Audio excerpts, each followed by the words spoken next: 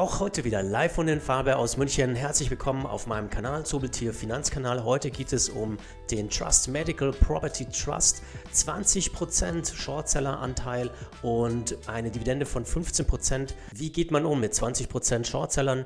Ich zeige euch das gleich auf meinem Kanal. Und bleibt dran, ich habe euch die Risiken ausgearbeitet und meine Entscheidung erkläre ich euch gleich am Ende dieses Videos. Es geht auch schon los. So, hallo und schön, dass ihr wieder dabei seid. Herzlich willkommen zu einem neuen Video auf meinem Kanal. Ja, Medical Property Trust hat eine Dividende von 15%. Das hört sich richtig saftig und gut an. Aber ist das auch nachhaltig? 20% Shortsellern, warum sind da 20% Shortseller drin? Das ist doch eine riesige Rate, unglaublich. Deswegen bin ich doch mal auf Seeking Alpha gegangen, das seht ihr hier, und habe hier Medical Property Trust, das Börsenzeichen ist MPW, eingegeben, und wenn man auf den maximalen Chart geht hier, der geht hier zurück bis 2005, die Aktie gibt es glaube ich schon länger, aber 2005 ist hier doch ein guter Zeitraum und minus 32%, also da frage ich mich doch manchmal selbst, warum habe ich die eigentlich in mein Depot gelegt.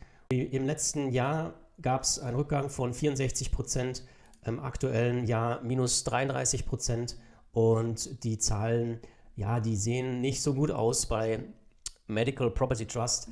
Ich bin mal auf YouTube gegangen und habe mir verschiedene Analysen, unter anderem von den Kollegen Investment Flows hier angeschaut. Die ist wirklich sehr gut. Da gibt es einmal schon noch ein älteres Video davor, aber hier ging es dann, als der Shortseller-Bericht rauskam und ja doch 20% Anteil Shortseller haben an dem Marktgeschehen bei Medical Property Trust, und der Markus Lammers hat hier folgende Entscheidung. 13,14 $, die ich tatsächlich erhalte pro Aktie, und das entspricht dann einer implizierten Dividendenrendite von 8,83%.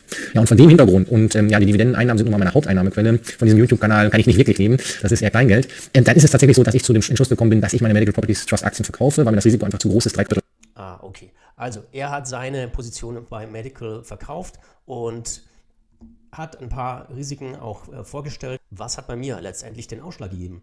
Und das ist hier folgender Artikel, der kam auf Seeking Alpha, und zwei große Punkte, nämlich, dass die Dividendennachhaltigkeit bei Medical Property Trust doch sehr in Frage steht. Und zwar lebt natürlich Medical Property Trust von den Mieteinnahmen, und der Cashflow durch die Mieteinnahmen, wenn wir hier Steward und Prospect, zwei Betreiber von Kliniken, die Anteile könnt ihr aus verschiedenen Quellen euch dann nochmal zusammensuchen, aber die Steward und Prospect haben doch einen erheblichen Anteil auch an den Mieteinnahmen von Medical Property Trust, und die sind kurz davor, pleite zu gehen, oder sind es vielleicht schon, und man hat es einfach noch nicht umgesetzt, die Pleite.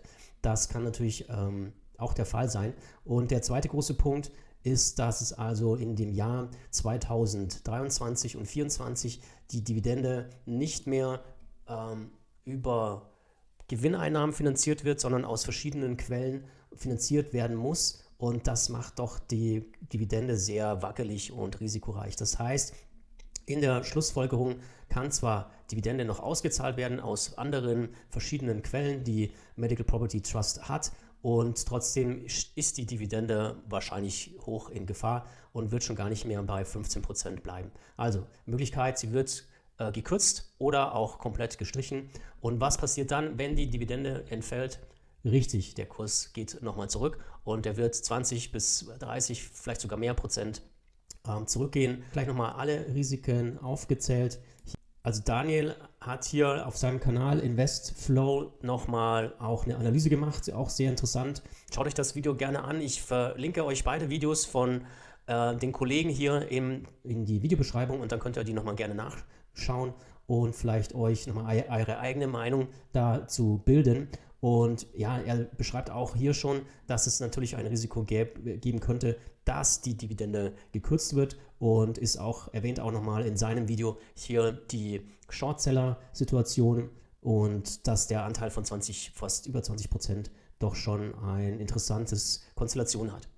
Das ist die aktuelle Situation. Ich zeige euch gleich nochmal die Risiken. Schaut hier auf meine Risiken, die ich euch jetzt hier zusammengefasst habe. Risiko Nummer 1, die Dividende hat eine Unterdeckung. Das heißt, Medical Property Trust kann nicht mehr aus laufenden Cash-Einnahmen, sprich Gewinneinnahmen nach Steuernabzug, die Dividende finanzieren. Das bedeutet, jetzt schon ab dem Jahr 2023 und dann auch 2024 sieht das ziemlich schlecht aus. Das kann natürlich sein, dass die Dividende weiter stabil bleibt, aber mittel- bis langfristig führt es dann dazu, dass eben die Dividende vermutlich gekürzt wird und dieses Risiko, diese Wahrscheinlichkeit steigt. Das große Risiko ist, dass die Betreiber Steward und Prospect pleite gehen könnten in den nächsten Monaten und 1-2 Jahren und dadurch natürlich die Mieteinnahmen für Medical Property Trust fehlen. Das heißt, dieser Cashflow, der dann eben wieder reinkommen würde, kann entfallen und dieses Risiko ist wirklich schon sehr groß. Dritter großer Punkt ist dann die sinkende Bonität, nämlich die Möglichkeit, die Bewertung bei Banken und anderen Möglichkeiten Refinanzierung zu bekommen für das Fremdkapital. Das heißt, dann sinkende Gewinne, sinkender Cashflow, sinkender Gewinn und entsprechend dann auch eine Absenkung der Bonität. Kritisch zu bewerten, in der Summe starke Risiken, die also eine Entscheidungshilfe vielleicht für euch darstellen. Schaut euch die Risiken an. Ihr müsst natürlich eure eigene persönliche Bewertung treffen, um